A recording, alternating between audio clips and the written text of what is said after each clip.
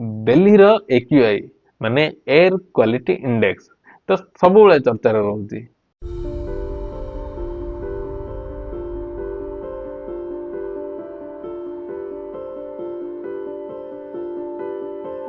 आपण माने केबे भाविचंदी ओडिसा रो AQI को अवस्था रे अछि आसंतु देखिबा।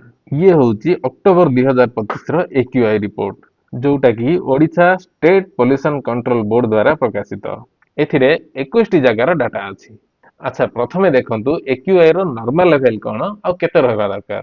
0 रु 50 गुड ता माने जेते कम रहइबो सेते आम स्वास्थ्य पई भलो।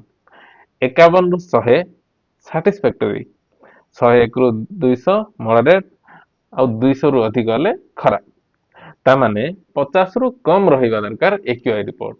आ चलंतु देखिबा कोन अछि रिपोर्ट। भुवनेश्वर रो 6टी जगारु कोनोसी गोटे जगार भी गुड नाही।